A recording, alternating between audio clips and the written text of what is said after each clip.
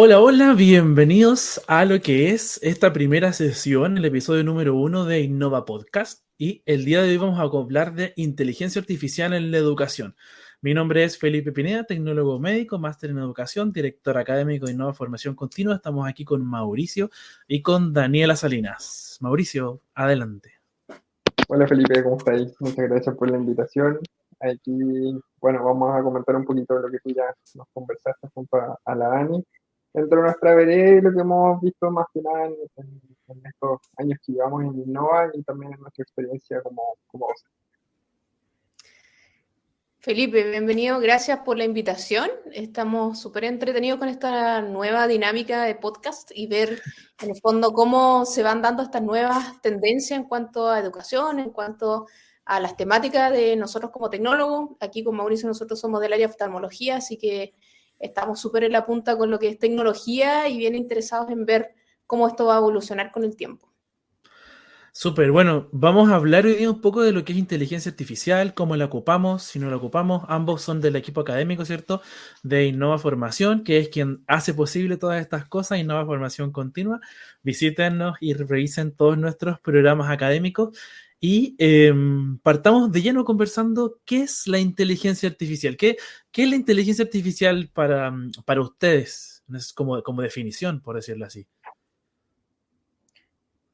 Bueno, en lo personal, lo que vemos en el área de nosotros en inteligencia artificial, en el fondo, es la capacidad de resolución de algunos problemas aplicado en este caso al área de salud.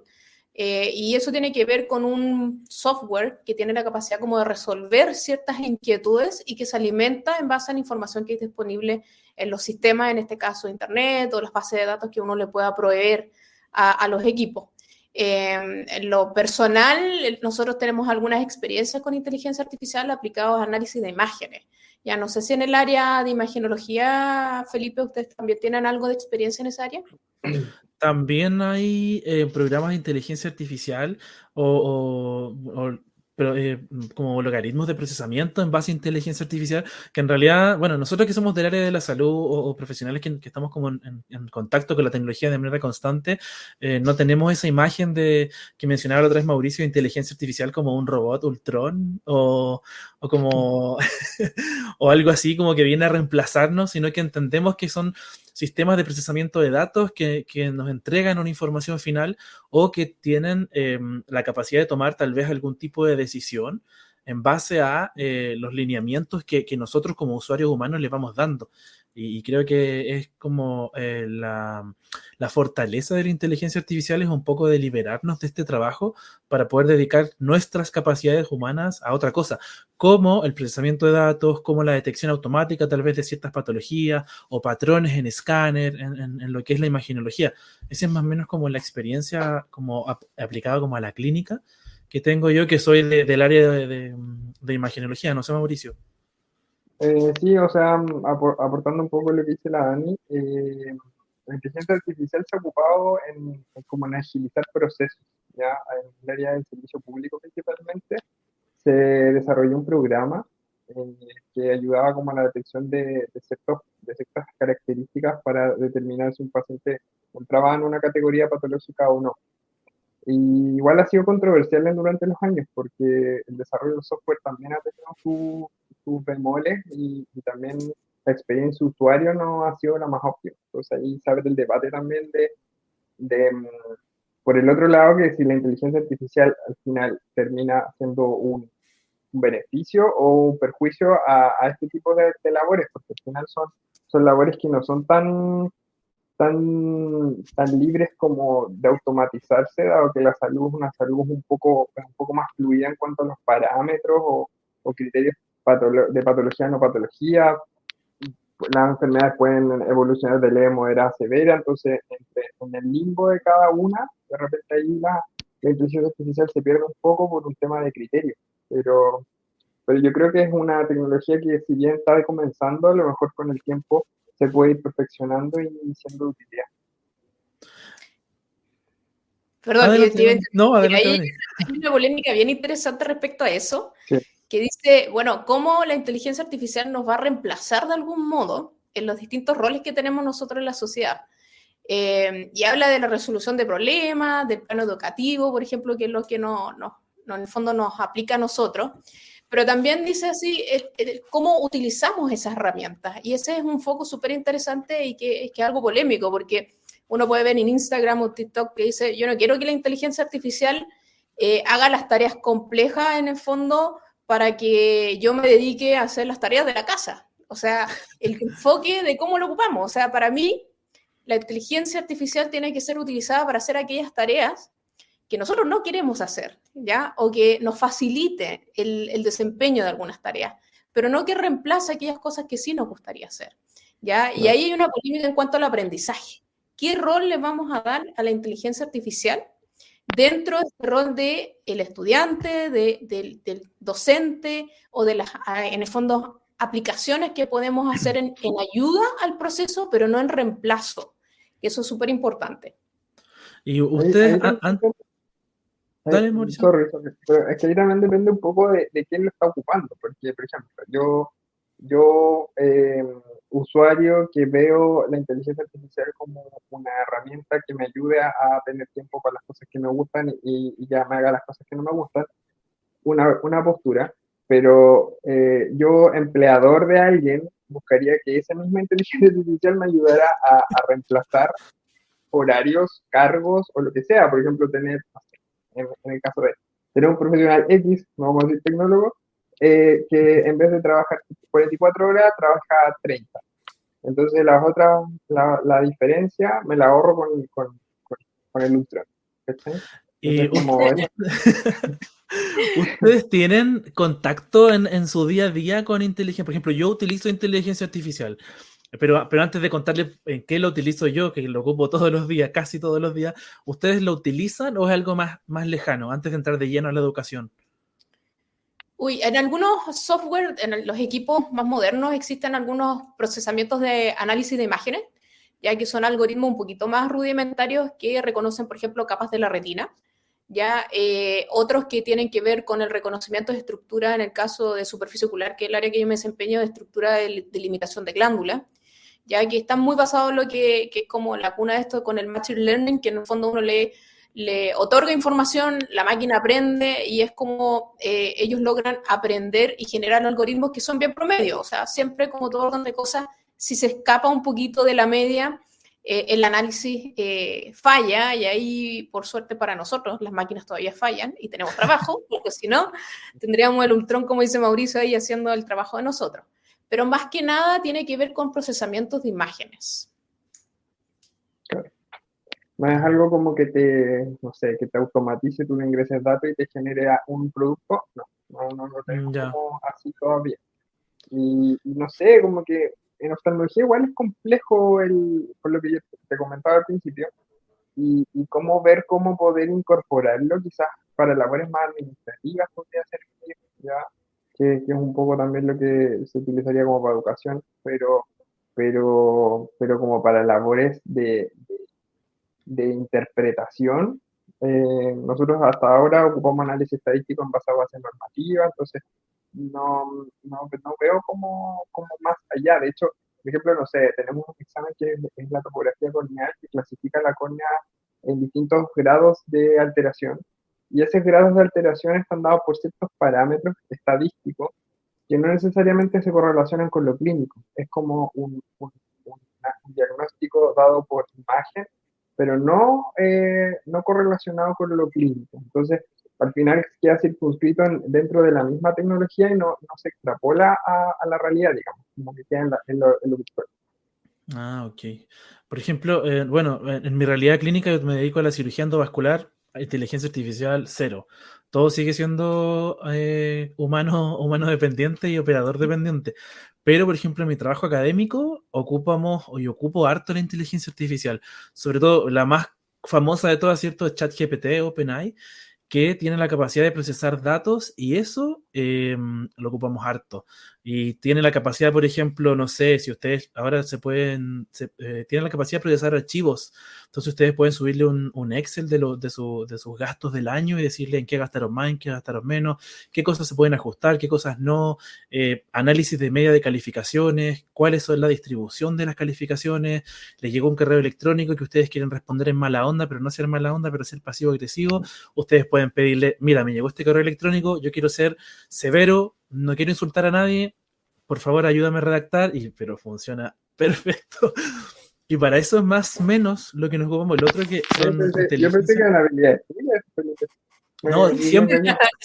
siempre hay habilidades personales, pero la respuesta visceral, cuando uno tiene que estar enojado, uno nunca hay que responder a un correo electrónico enojado. Así que siempre viene bien un poquito Voy a de descargar la ayuda. aplicación Sí, pronto. es bastante útil. En otro tema que me parece que es súper útil y que yo lo he utilizado un par de veces es cuando uno formula las preguntas. Yo creo que muchas veces uno tiene el sesgo de confirmación porque uno sabe la respuesta a la pregunta que está formulando. Entonces, muchas veces yo lo he utilizado en ese sistema. Es como yo ingreso la pregunta y las alternativas para que ChatGPT me diga, no, esta es la alternativa o esta también podría ser. Digo, entonces la alternativa no está bien formulada o la pregunta no está bien formulada.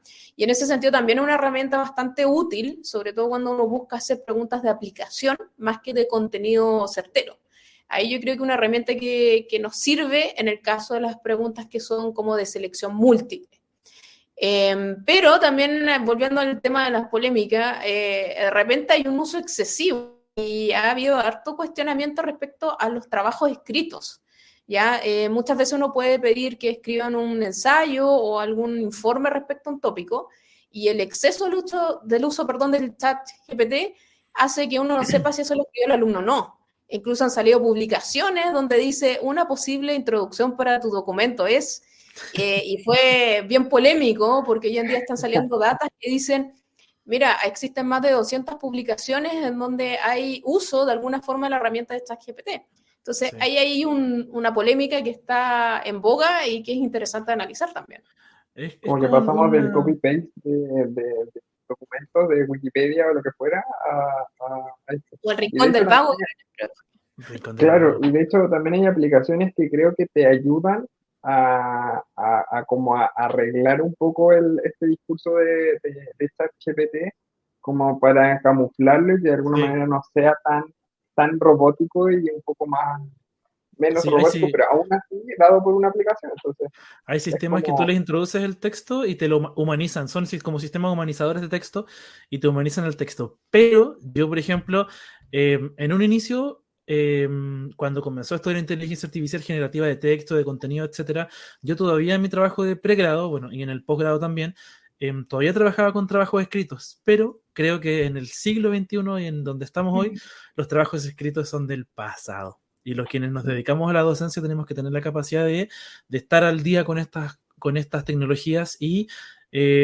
los estudiantes, ya sea nosotros mismos en pregrado o en posgrado, ya no aprendemos haciendo un trabajo. Hay otras herramientas, ¿cierto? Hay otros mecanismos, otras cosas, exposiciones, creación de mapas, debates, donde los estudiantes y nosotros mismos podemos aprender más que simplemente haciendo un copy-paste, etcétera, porque y de hecho, y como dato para quienes nos están escuchando, si quieren saber si una conversación o un texto lo generó ChatGPT o una IA, basta con copiar el texto, pegarlo y escribirle y preguntarle, ¿esto lo escribiste tú? ¿O esto fue como generado por alguna inteligencia artificial? Y resulta de bastante utilidad, uno se podría sorprender de muchas cosas, yo creo, si comenzáramos como a preguntarle a ChatGPT o a las inteligencias artificiales si ellos hicieron las cosas o no, pero es un debe, yo creo, de la docencia en general y del sistema educativo, tanto en el sistema escolar como en el sistema de pregrado y en posgrado, y de quienes nos dedicamos a esto, a avanzar y irnos modernizando. Los trabajos escritos son cosas del pasado. No sabemos si, por ejemplo, los trabajos de pregrado, los trabajos de tesis, ese tipo de demostración académica va a seguir existiendo o no. Hay quienes que dicen que hay que eliminarlo porque las personas que nos dedicamos a la clínica tenemos que demostrar destrezas clínicas, no destrezas como académicas investigativas, que quienes se quieren dedicar a la parte investigativa se vayan por el ámbito investigativo, quienes que se quieren dedicar a la clínica que demuestren destrezas clínicas. Hay quienes en nuestras casas de estudio nos pedían las dos cosas, otras casas de estudio que no.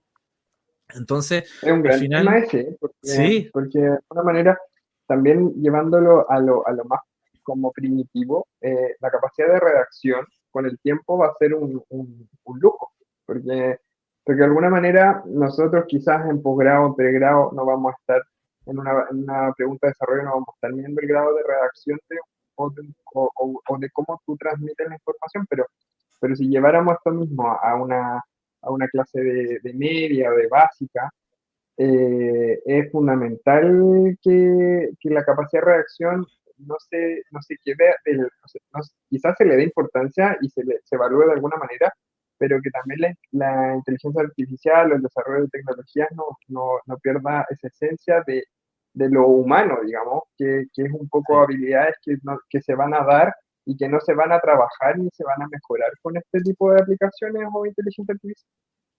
Yo ahí tengo una postura quizás un poco en contra de lo que dice Felipe. Yo creo que, bueno, en mi experiencia en personal, yo he trabajado escribiendo papers y no es sencillo. Yo creo que la escritura científica requiere harto trabajo, particularmente me da trabajo escribirlo en inglés también, lo cual también es un segundo idioma. Y cuando uno aprende un segundo idioma, y trabaja con docentes especialistas en enseñar un segundo idioma, uno aprende la complejidad de adquirirlo, que quizás es mucho más sensible o más sencillo cuando es tu primer idioma. Y en ese sentido creo que la capacidad comunicativa se desarrolla aún más cuando uno escribe, así como uno requiere aprender a leer, a escribir, y también, y algo que es súper importante, es la capacidad de transmitir y de comunicar de una forma profesional. Y ahí eso se traduce no solamente a lo escrito, sino que también a lo verbal y las habilidades blandas, que es un tema súper complejo nosotros que somos del área de salud y trabajamos con personas. Y hay muchas universidades que están en esta dinámica de hacer muchos que son simulaciones de pacientes. Sí. Y la verdad es que ahí también hay un tema bastante polémico, porque, por ejemplo, pasó con los alumnos que les tocó sus prácticas durante la pandemia y son habilidades que no lograron desarrollar de buena forma y que de verdad uno no es lo mismo tratar con un maniquí o con un simulador que tratar con un individuo con todas sus complejidades, todo su trasfondo psicológico, con los miedos, con las aprensiones, con las angustias que pueden haber. Y eso, la verdad es que requiere un trabajo comunicacional súper importante en asertividad, en las palabras que uno utiliza y en dar en el fondo un apoyo y un respaldo emocional al paciente. Entonces, ahí yo tengo el dilema de que para mí la escritura es necesaria porque también uno transforma ese vocabulario del día a día a un vocabulario más profesional a través de la escritura. Es más difícil hacerlo al revés, ¿ya? Y creo que a su vez la parte científica también, quizás por mi historial, pero creo que es algo importante en la medicina basada en evidencia. Cuando uno va viendo el tema cómo ha ido evolucionando en el tiempo, los conocimientos no son estáticos, son completamente dinámicos y uno tiene que mantenerse al día. Y hay que leer, y hay que saber leer, y hay que saber filtrar. Hoy en día el acceso a información es mucho más amplio, mucho más fácil, y a la vez herramientas como ChatGPT uno le puede pedir información, pero también se equivocan, porque también aprenden de los mismos errores que nosotros cometemos, ¿ya? Y por tanto, uno no debe perder la capacidad de análisis. Yo creo que más allá del conocimiento, uno tiene que saber filtrar y someter a cuestionamiento tanto lo que hace una inteligencia artificial como lo que uno lee en términos de documentos en el fondo de información científica. Y eso lo tiene que aprender a través de escribir y leer muchos documentos. Oye, Sí, Dani, y complementando un poco lo que tú dices, como que también es importante, a lo mejor ahora, cuando uno necesita argumentar o necesita como reabastecerse un poco de conocimiento, entrar más a las publicaciones y a los estudios, porque como bien dice la Dani, hay tanta información en Internet que si uno googlea algo puede leer lo mismo o lo contrario en fuentes que en teoría son confiables, pero no te dan una certeza de que bajo qué criterio o bajo qué sustento esa información se está entregando. Entonces, si uno va a las publicaciones, va como a la fuente de la verdad, entre comillas, y de ahí de alguna manera asegura que el conocimiento que está adquiriendo o que está entregando o lo que sea, o para lo que uno lo vaya a ocupar, está siendo confiable. Sí, estoy absolutamente de acuerdo con eso. De hecho, ocurre mucho que no solamente como en el ámbito como clínico y lo que nosotros hacemos, que los sistemas de inteligencia artificial se transformaron en el nuevo Google, donde la gente le pregunta cosas y si la inteligencia artificial dice esto, entonces porque esto es. Pero pasó, y no hace mucho tiempo, hace 1 o 2 años, con los primeros modelos, que era que estos modelos tienen un sistema como de aprendizaje autónomo y van aprendiendo a medida que uno los va nutriendo. Y no me acuerdo qué empresa fue, no sé si fue IBM o no me acuerdo qué empresa fue, que tenía un sistema como muy preliminar de lo que conocemos hoy como ChatGPT o un símil. Y la gente comenzó a tener, algunos usuarios tenían conversaciones donde insultaban a la inteligencia artificial. Y la inteligencia artificial, al paso de los días, comenzó a aprender que las personas nos comunicábamos de esa manera y cuando tú la saludabas, la inteligencia artificial te comenzaba a responder con insultos. Y fue un escándalo porque al final tenía un sistema que estaba como aprendiendo de ti, pero estaba aprendiendo lo malo, entre comillas, de la parte comunicativa con los humanos, y al final terminaba siendo insultado por algo que estaba programado para ayudarte. Y pasa mucho con la velocidad de información, cuáles son nuestras fuentes, a dónde requerimos, si nos estará diciendo la verdad o no, o copiar las preguntas de una prueba y pegarlas en una inteligencia artificial, muchas veces, y se los paso como dato, no sirve, sobre todo en preguntas que son de aplicación o de relación de contenidos. Si un docente me enseña que esto es A, esto es B, y yo quiero saber qué es A más B o qué pasa si a A más B le agrego otra cosa, ¿cierto? Ese tipo de relaciones complejas muchas veces las inteligencias artificiales generativas de texto, como OpenAI, como BART, te responden absolutamente cualquier cosa, de cosas que en definitiva son descabelladas. Pasó también, ¿cierto? Donde la inteligencia artificial te dice, mira, 1 más 1 es 2, ¿pero por qué es 2? Porque sí. Y 2 más 2 son 4. ¿Por qué? Porque sí, no tenemos la certeza de qué hay entre medio en ese mundo como de programación, en ese mundo informático, que lo hace pensar, o pensar entre comillas, al final son números, son unos y ceros, pero que lo hace como racionar y llegar un poco a eso. Y lo otro que estamos acostumbrados a escuchar de inteligencia artificial y todo este tipo de cosas, pero hay bueno, hay dos como ápices, ¿cierto?, de esto que nosotros no vemos. Primero, que es la parte ambiental de la energía que se necesita para nutrir estos sistemas. Y además, que para tener cierto sistema de inteligencia artificial tenemos que tener hardware y tenemos que tener software. Y ahí llegamos como con otra nueva limitante que de la inteligencia artificial aplicada como a la educación, que son las barreras de acceso. El acceso a la inteligencia artificial hoy en día es un privilegio que tal vez nosotros nos podemos dar, ¿cierto?, en nuestro día a día, pero si pensamos en la educación, de sistemas personalizados de atención que te permitan, ¿cierto?, tener un sistema educativo, sobre todo en la edad escolar, es absolutamente un privilegio. Y las barreras sociales y las barreras y las brechas en educación son un tema. Nosotros somos ahora hace muy poco, desde la semana pasada, los países en que el Internet es un bien de servicio básico como el agua y la luz, pero ese es en nuestro país y esa es nuestra realidad. En el resto del mundo, eh, estas cosas que nosotros estamos hablando y de las que nos estamos preocupando, están a años luz. El otro día tuve la oportunidad de conversar con una doctora en lenguas respecto a cómo era el proceso de aprendizaje del lenguaje, y tocaste un tópico súper interesante, que es el uso de la tecnología en el aula a edades tempranas. ¿Ya? Y hay países como Finlandia que tienen sistemas incorporados en que ya los chicos ni siquiera están aprendiendo a escribir a mano, ¿ya? Y esa visualización de la escritura tiene mucho que ver en lo que es el desarrollo del lenguaje, y el desarrollo del lenguaje a la vez tiene mucha repercusión a nivel de desarrollo neuronal de esa persona.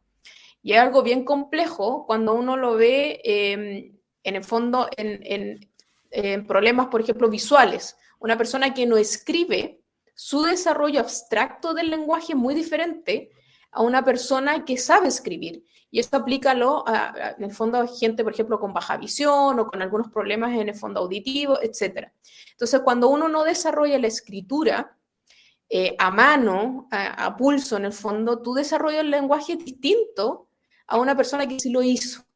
¿Ya? Y es algo que está súper en estudio en la gente que se dedica al área del lenguaje, en ver cómo esto va evolucionando y cómo se va traduciendo en los procesos cognitivos de esos niños a temprana edad. Yo creo que todavía en Chile estamos un poquito años luz a esa realidad, pero sería interesante en el fondo ver cómo eso le afecta en el fondo a los estudiantes en el área más bien de universitaria o secundaria y cómo está afectando. De hecho, hace muy poco en la Municipalidad de Las Condes prohibieron a todos los colegios el uso de los dispositivos electrónicos celulares para el uso a nivel del aula, porque en el fondo no estaban de acuerdo con que interfiriera en el proceso de aprendizaje.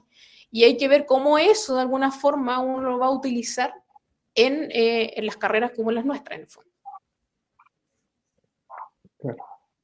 Es complicado, sobre todo, bueno, nosotros trabajamos en una esfera en que trabajamos en posgrado, ¿cierto? Con adultos o tal vez pregrado, y si nos metemos al mundo escolar, al mundo de los primeros años de vida, ya absolutamente en otra esfera y es muy complicado. Y con respecto a lo de la prohibición de los teléfonos celulares en las aulas, sí, vi la noticia y creo que tiene que ver un poco con lo mismo, porque ya no es solamente que los estudiantes o los niños, ¿cierto? O los adolescentes estén en el teléfono porque están en Instagram o estén en el teléfono porque están chateando con sus compañeros, sino que están no prestando atención o están requiriendo ciertos estos sistemas de inteligencia artificial para otro tipo de cosas y se están saltando cosas que son básicas, que a partir, ¿cierto? del conocimiento, a partir de lo que el docente nos está explicando, ¿cierto? Generar nuevas cosas y al final uno puede ir, no sé, si lo pensamos así como, o lo que piensa el común de la gente, puede ir y resolver una prueba sin haber aprendido nada. Si al final la inteligencia artificial se hace cargo, pero ¿cuál es el costo de eso? ¿Cuál es el costo de eso para los que estamos después, para los que estamos en pregrado, o para los que estamos en posgrado? Y creo que un poco a eso va lo de la Municipalidad de Las Condes también, porque antes el problema era, no, los niños se distraen, ahora los niños no están aprendiendo. Sí, o lo otro es como la interacción. Yo creo que la tecnología en sí, en su justa medida, ni mucho ni poco aporta, pero también, yo creo, también pasa que el uso del teléfono hace perder un poco de lo inmediato o del presente. Entonces, probablemente la relación con sus profesores, la relación con sus compañeros, no sé, el jugar en los recreos, todas esas cosas como de contacto físico o de habilidades sociales que no se pueden dar o sea, escribir en un chat es distinto a relacionarte con una persona frente a frente. Entonces, yo creo que esas cosas tan esenciales son las que se están perdiendo y se están dando como por se están subestimando de la pérdida que se está generando por favorecer al, al teléfono, a la tecnología. Entonces yo creo que por ahí hay que hacer un balance llevando a la inteligencia artificial y al uso de tecnologías nuevas. Siempre yo creo que hay que balancear, porque como tú bien dices, Felipe, hay cosas que la inteligencia artificial no va a generar y que nosotros con el uso de esta inteligencia vamos a poder generar resultados. Sí, yo opino que esa es la búsqueda y el desafío actual a todo nivel, ya sea educacional, de básica, preescolar, universitaria, de pregrado, de posgrado, es cómo nos vamos a adaptar al uso de esta herramienta, que en el fondo no suplante el aprendizaje de las personas, sino que sea una herramienta de ayuda en este proceso. Y yo creo que ahí es como el futuro y la pregunta que estamos haciéndonos en el fondo en este podcast es, bueno, ¿y cómo vamos a utilizar esa herramienta? ¿Ya? Porque finalmente la persona que tiene que aprender es el individuo, o sea, no es el chat GPT. No nos interesa que el chat GPT sepa una patología. Porque además de repente, como bien decía Felipe, uno pone, no sé, me duele la garganta, cáncer de garganta. O es como, de verdad que salen los memes y uno se ríe, pero en el fondo es real. De repente depende mucho del input que uno haga de información, el resultado que te dé. Y eso lo tenemos que utilizar pero filtrar, analizar. Y ese creo yo que es como el llamado a todos los que estamos asociados en este caso a lo que es educación, a todos los que nos toque también en el área de salud, es como ver, someter a un cuestionamiento racional de parte nuestra toda esta herramienta y decir, esta herramienta me sirve, no me sirve, o dentro de qué contexto la puedo utilizar. Sí. Totalmente.